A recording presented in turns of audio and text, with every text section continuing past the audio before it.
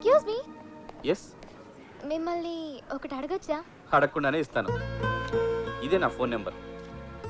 నేను ఇదే అడుగుతానని మీకెలా తెలిసింది? ఇదే అడగాలని నేను కోరుకున్నాను కాబట్టి నా నెంబర్కి మిస్ కాల్ ఇవ్వండి.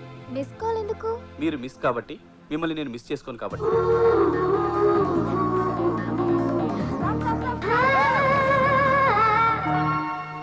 మమ్మీ! Hi baby! నువ్వేంటి సడన్ గా వచ్చా? చెప్తా అదో పెద్ద కథ. తెలుగు ఎవరో వచ్చినట్టున్నారే. రూమ్ మారేవా? ఫ్లోరే మారాను. అబ్బా ఫస్ట్ టైం నా మాట విన్నావు. ఎక్స్క్యూజ్ మీ టెన్ బాస్ ధర్మం ప్లీజ్. నువ్వు ఇంకా బతుకే ఉన్నావా? కళ్ళు దుబ్బేయా? రాయిలా ఉన్నాను. అవునులే పాపి చిరాయివు. నువ్వు పోలేదుగా, అంటే నువ్వు పాపివేగా. వారా. పావే. ఎవరు మమ్మీ ఆ బెగ్గరు? నిన్ను తిడుతున్నాడేంటి? అదో పెద్ద కథ. ఇందాక పెద్ద కథ అన్నావు, ఇప్పుడు పెద్ద కథ అంటున్నావు. ఏది పెద్ద కథ? రెండు కథలు చెప్పాక కోల్చుకుని చూసుకుందివి గాని ముందు నేను చెప్పేది జాగ్రత్తగా విను. ఒంటరిగా తిరగద్దు. నువ్వు కూడా అస్సలు తిరక్కు. ఏ అంత గ్లామర్ గా ఉన్నానా? కాదు, నువ్వు ఈ గెటప్ లో తాయి పిల్లలా ఉన్నావు. తెలియక ఎవడైనా మసాజ్ అంటాడేమోనని. ఈ రూమ్ లో అయినా మనం చంపాల్సిన శాలరీ దొరకాలని దేవుడికి దండం పెట్టుకోరా. ఓసారి పట్టుకోండి. ఎందుకు? ఏంట్రా దేవుడికి పెట్టమంటే నాకు పెట్టేవేంటి? నాకు మీకంటే గాడు ఫాదర్ ఎవరున్నారు బాస్? కట్ చేసేవరా. వచ్చే అమౌంట్ లో సగం నీకే. ఓరి నా పురుడి, నువ్వు ఈ మాట అంటావని నేను ఎత్తిన తైసి పెట్టింది. Thank you boss. నువ్వు ఆ రూమ్ లోకి వెళ్ళు, నేను ఈ రూమ్ లోకి వెళ్తా. ఓకే. మౌ ఆ. ఇట్టు తలుపు తీసుకుందేంటి? నేను మగాణ్ణే. నేను ఆడదాన్ని. నేను బేరర్. అయితే ఎల్లో గ్లాసుడు దేశం పట్టురా. నాకు కూడా. నేను తెమ్మన్నది నీకే. నీతో హనీమూన్ చేసుకునే కంటే చచ్చి వచ్చే జన్మలో ఏ దున్నపోతున్న పెళ్లి చేసుకోవడం బెటర్. నీలాంటి ఎర్రగేదికి దున్నపోతే కరెక్టే. నన్ను గేదంటావా? నిన్నే ఈయన కాదు. యూ నన్నే కొడతావా? కొట్టేంది నన్ను సార్. కొట్టాలనుకుంది నన్ను కదా. వచ్చాయి నీ వల్ల నా శీలం అయిపోయింది కదే. నీ వల్ల నా జీవితమే నాశనం అయిపోయింది కదరా. రానా చంపేస్తానే. నేను నిన్ను చంపేస్తాను. చంపవే చూస్తాను. చంపుతావా? చంపరా? చంపు. నువ్వు ఇంత ఖర్చు కట్టలేదని అనుకోలేదే. పడు. చావ్. నో డౌట్ మన క్యాండిడేట్ ఇదే. త్వరగా రా. వస్తున్నా. ఏంటింత లేటు? రా. ఎవరిని? నిన్నే రమ్మంటే రావే. నువ్వు రాకపోతే నేనే వస్తాను. ఏమైంది డార్లింగ్? నిన్నేమని చేశాడా? మొగుడు పిల్లలన్నాక ఏదో ఒకటి చేసుకుంటారు. అయినా నువ్వెవరు రా? మా బాతులు నువ్వేం చేస్తున్నావు? నేను నీ మొగుడినే, వీడు రూమ్ బాయ్. ఏం కాదు, వీడే నా డ్రీమ్ బాయ్, నా హస్బెండ్ బాయ్. నా పని అయిపోయింది, వస్తాను. ఇందాక నేను డాన్స్ చేశానని ఇప్పుడు మీరు కాపీ కొడుతున్నారా? కాపీ కొట్టడం కాదురా, ఆనందంతో మందు కొట్టాలని ఉంది. మన క్యాండిడేట్ దొరికేసింది. నిజంగా మీరు గ్రేట్ బాస్. నేను చెప్పకూడదని తెలుసుకున్నారు. నేను చూసిన మా గురించి నువ్వు నాకు ఎలా చెప్తావు? మీరు చూసారా? అవును, మనం చంపాల్సిన అమ్మాయి 904 లో ఉంది. దాని మొగుడే కాలయముడు. బిగినింగ్ నుంచి చెప్తాను కానీ నీకు అర్థం కాదు. అదొక ఖరీదైన ఇల్లు. దేవుడా వీడెప్పుడు బాగుపడతాడో ఏమిటో.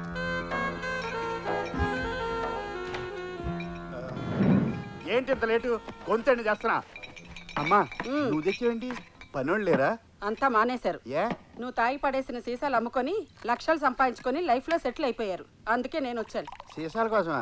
కాదు, ఆ. సీసాలు అందించడానికి. సోడానా వాటరా? వద్దమ్మా. తప్పేంట్రా? చిన్నప్పుడు ఉగ్గు తాగించిన దాన్ని ఇప్పుడు పెగ్గ తాగించలేనా? అది కాదు, నీ చేత్తో ఇస్తే. తాగడానికి సిగ్గుగా ఉందా? కాదు, కిక్కెక్కదని బాధగా ఉంది. అంతేగాని ఈ తాగుడు మానవు. తప్పకుండా మాంతానమ్మా. ఎప్పుడు? బందులు జరిగి బార్లు బంద్ అయినప్పుడు, గాంధీ జయంతి నాడు మందు కొట్లు మూసేసినప్పుడు, ఎలక్షన్ కౌంటింగ్ రోజుల. ఇలా ఎన్నాళ్ళు? నేను టైంపాస్ కోసం తాగట్లేదమ్మా. దండేసుకుని ఇలా గోడెక్కేసిన నా భార్యని మర్చిపోలేక తాగుతున్నానమ్మా. అయితే ఈ రోజు నుంచి నేను తాగుతాను. నీకేమైంది? నేను మర్చిపోలేకపోతున్నాను. ఎవరిని? మీ బాబుని. బతికించావు. కానీ ఈ ఘోరం మీడియాకి తెలిస్తే మందేస్తున్న మాత్రం అని రచ్చరచ్చ చేస్తారు. మహిళా మండలిని పిలిచి చర్చలు పెడతారు. అదిగాక నువ్వు మందేస్తే. నా హెల్త్ హాస్పిటల్కి వెళ్తుందని భయమా? కాదు, ఇద్దరం కలిసి తాగితే ఖర్చు ఎక్కువైపోద్ది, ఇల్లు గుల్లైపోద్ది, దోలు తీరిపోద్ది. నేను తాగకూడదంటే ఓ కండిషన్. ఏంటి? పెగ్గ ఎక్కువ సోడా తక్కువ పోసుకోవాలా? నువ్వు మళ్ళీ పెళ్లి చేసుకోవాలి. నో, నేను మళ్ళీ పెళ్లి చేసుకోలేను.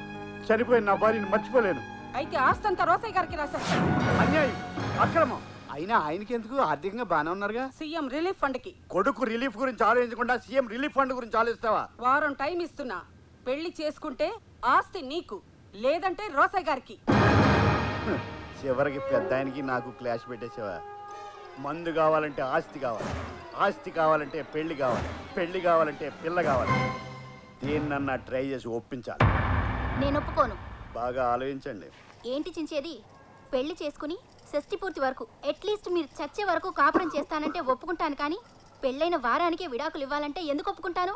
ఊరికేమంటలేదుగా, 10 లక్షల ఫ్యాన్సీ ఆఫర్ ఇస్తున్నాను. డబ్బు కమ్ముడు పోవటానికి నేనేమి పవిత్ర బంధన్ సినిమాలో సౌందర్యని కాదు, కొనుక్కోవటానికి మీరు వెంకటేషు కాదు. కాదని కక్క, నువ్వు ఈ పెళ్లి కొప్పుకుంటే నాకు జైపూర్ కాళ్ళు పెట్టించొచ్చు. నా గుండెకి పడ్డ చిల్లును పూడ్చుకోవడానికి సిమెంట్ కూడా కొనుక్కోవచ్చమ్మా. అవునే, స్వతంత్రం వచ్చినప్పటి నుంచి ఈ డొక్కు మిషన్ తొక్కి తొక్కి కాళ్ళు లాగేస్తున్నాయి. నాకు కూడా రెస్ట్ తీసుకున్నట్టుంటుంది. ఈ మిషన్ కూడా కాస్త గ్యాప్ ఇచ్చినట్టు అవుతుంది. ఒప్పుకో కల్పన, నా 10 నెలల అద్దె కూడా కట్టేయచ్చు. కల్పన, రేపటి నుంచి రావు గారు పనిలోకి రావద్దారా? మన స్టేట్లో ఉన్న కష్టాలన్నీ మీ ఇంట్లోనే ఉన్నాయి. ఇంకెన్ని రోజులు ఇబ్బంది పడతావు చెప్పు. డీలా నో డీలా? సరే, నా కోసం కాకపోయినా మా వాళ్ళ కోసం ఒప్పుకుంటున్నాను.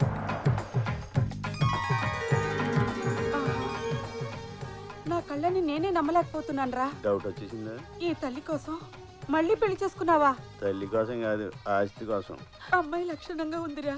1 లక్ష ఏంటి, 10 లక్షణంగా ఉంది. ఏంటి? అదే 10 టైమ్స్ లక్షణంగా ఉందని. చాలు, ఈ జన్మకి ఈ ఆనందం చాలు. ఈ క్షణమే నా ప్రాణం పోయినా పర్వాలేదు. మరి అంత ఎమోషన్ అయిపోకు, నా దోలు తీరిపోద్ది. కావాలంటే ఆస్తి నా ఫ్యాన్ రాశాక కొట్టుకట్టే దిగాను. ఒక్క నిమిషం ఉండు. ఇదిగోరా. నువ్వెంత మంచిదానివే అమ్మా. ఇచ్చిన మాట ప్రకారం అలా పెళ్లి చేసి రాగానే ఇలా ఆస్తి రాసి ఇచ్చేసావు. ఇచ్చిన పుత్ర, ఇవి ఆస్తి పత్రాలు కాదు, ఎంజాయ్ పత్రాలు. హనీమూన్ కి బ్యాంకాక్ వెళ్ళటానికి టికెట్లు. మధ్యలో ఫిట్టింగ్ పెట్టి నెలను పోనీ అమ్మాయిని తీసుకెళ్ళు. కావాలంటే నువ్వు తీసుకెళ్ళు. నేను కోడలతో కలిసి వెళ్ళడానికి ఇదేమన్నా కార్తీక మాసం నోమా? మీరుండండి అత్తయ్య. నేను ఎక్కడికి వెళ్ళలేదమ్మా, ఇక్కడే ఉన్నాను. అది కాదు, ఆయన్ని నేను ఒప్పిస్తాను. ఆ, పదండి బార్గా హనీమూన్కి. కోటం ఏంటి నీ ప్లాను? నన్ను హనీమూన్ తీసుకెళ్లి బురుడీని చేసి తాగి తొంగుంటే రేప్ చేసి తండ్రిని చేసి పర్మనెంట్ గా సెటిల్ అయిపోదావనా? నీకు ముందే చెప్పాను హనీమూన్ లో శోభనాలు లాంటివి లేవని. ఆ విషయం నాకు గుర్తుంది, కానీ విడాకులు కావాలంటే మనం బ్యాంకాక్ వెళ్లాల్సిందే. ఏ విడాకులు ఇచ్చే కోర్టు అక్కడ ఉందా? లేదు, ఓ వారం అలా తిరిగేసి వచ్చి మీకు కరెంట్ లేదని డిక్లేర్ చేస్తాను. మాకు కరెంట్ లేపడం ఏంటి? జనరేటర్ ఇన్వర్టర్ కూడా ఉంది. నేను చెప్తున్న కరెంటు ఇంట్లో కాదు, ఒంట్లో. నా ఒంట్లో కరెంట్ లేపడం ఏంటి? పెద్ద పవర్ ప్లాంట్ ఉంది. చనిపోయిన నా భార్య షాక్ కొట్టి హెల్ప్ హెల్ప్ అని ఎన్నిసార్లు క్యాకులేట్ నీకు తెలుసా? అని మీరు పబ్లిసిటీ చేస్తే నాకు విడాకులు ఇవ్వలేరు. దానికి దీనికి లింక్ ఏంటి? మీరు సంసార సుఖానికి పనికిరారంటేనే కోర్టు విడాకులు ఇస్తుంది. అలాగా?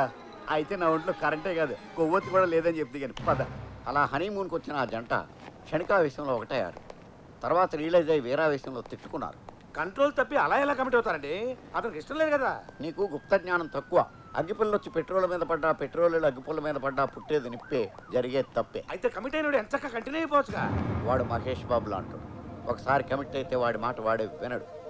పర్మనెంట్ పెళ్ళాన్ని అయిపోవాలనుకున్న ఆమె కుట్రార్థమై మర్డర్ శరణం అని మన దగ్గరికి వచ్చాడు. ఏమో, నాకైతే ఆ 905లో ఉన్న లేడీ గదినియే మన క్యాండిడేట్ అనిపిస్తుంది. లేడీ గదినియా? అవును, ఆ అమ్మాయి ఒక్క ముగ్గురిని తప్ప మిగిలిన మగాళ్ళందరినీ ముగుడే అనుకుంటుంది. సాటి మగాళ్ళ నుంచి భార్యను కాపాడుకోలేక, నేనే నీ ముగుడిని బట్టలు చూపించలేక పెళ్ళాలను లేపేయమని మీడియేటర్ ద్వారా మనల్ని ఫిక్స్ చేశాడు. ఏం ఫిక్స్ చేయడమో ఏంటో. సింగిల్ మర్డర్ కోసం 4 పోటీ పడుతున్నారు. రాజేష్ లేపేద్దామా? ఆహా, ఇంకో 4 గంటలు ఉన్నాయి కదా, వాళ్ళని కూడా ఫిల్టర్ చేసి ఆ స్టార్ మహిళ ఎవరో డిసైడ్ చేద్దాం.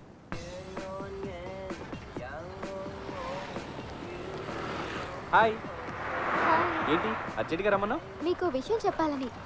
బ్యాంకాక్ రావడం వల్ల నాకు ఓ మంచి లవర్ దొరికాడు. లవర్ దొరికాడా? కొరికాడా అన్నంత షాక్ అయ్యారేంటి? ఏంటి సడన్ గా అలా డల్ కొట్టేశారు?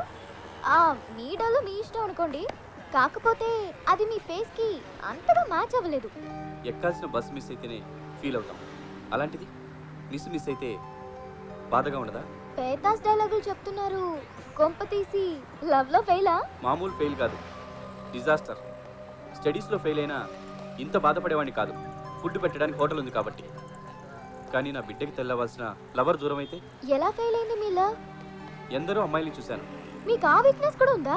కళ్ళతో చూశాను, బాడీ టెంప్ట్ అవ్వలేదని చెప్తున్నాను. కానీ ఓ అమ్మాయిని చూడగానే గుండె లయ తప్పింది. నా పెదాలు నీతో మాట్లాడాలని, నా చేతులు నిన్ను కౌగిలించుకోవాలని, నా కాళ్ళు నీతో కలిసి నడవాలని, ఫీల్తో చెప్పాలని ఆమె దగ్గరికి వెళ్ళాను. వెళ్తే ఓ న్యూక్లియర్ బాంబ్ వేసింది. ఎవరినో ప్రేమిస్తున్నట్టు చెప్పింది. మీరు చెప్పేది వింటుంటే ఆ అమ్మాయి నేనే అనిపిస్తుందే.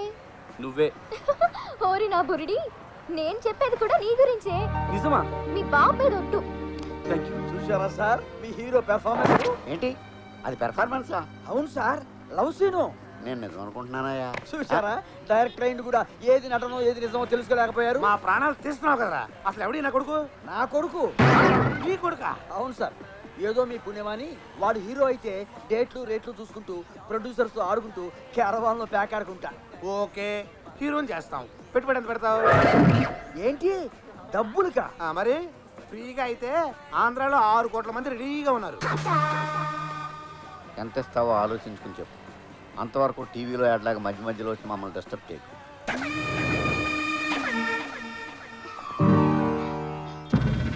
వీడేంటి నటిస్తున్నాడు అనుకుంటే జీవిస్తున్నాడు.